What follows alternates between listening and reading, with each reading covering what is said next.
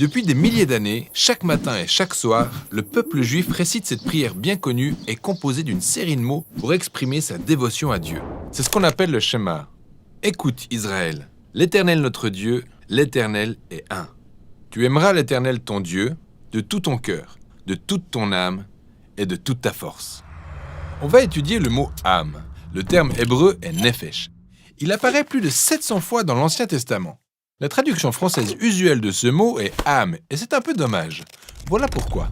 Le terme âme, hérité de la Grèce antique, est fortement imprégné de la culture et de la perception philosophique de cette période. Selon les Grecs, l'âme est l'essence immortelle et immatérielle d'une personne, qui est enveloppée ou emprisonnée dans son corps pour n'en être libérée qu'à sa mort. C'est le principe de dualisme âme-corps, ayant généré l'idée d'un fantôme dans la machine. Mais cette notion est totalement étrangère à la pensée de la Bible. Ce n'est pas du tout le sens de nefesh dans l'hébreu biblique. Le sens premier de nefesh est gorge. Par exemple, quand les Israélites se plaignaient dans le désert, disant qu'ils ont faim et soif, ils ont crié au Seigneur. « Nous nous souvenons des concombres que nous mangions en Égypte. Maintenant, notre nefesh est desséché. » Ou quand Joseph a été vendu comme esclave en Égypte, sa nefesh a été mise au fer. Mais nefesh ne veut pas seulement dire gorge. Puisque toute la vie et le corps dépendent de ce qui entre et sort de la gorge, on peut également assimiler nefesh à la personne tout entière.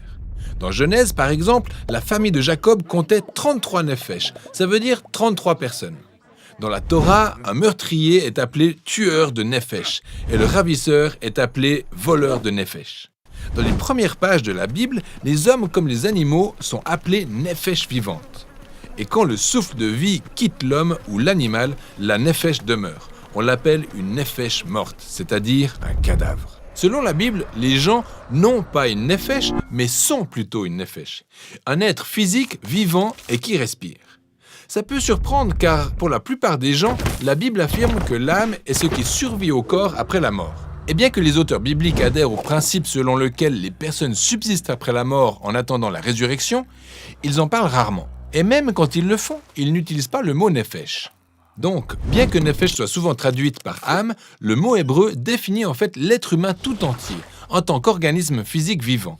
En fait, c'est pourquoi il arrive souvent que les personnages bibliques utilisent ce mot pour se référer à eux-mêmes, et on le traduit par « moi » ou « je ».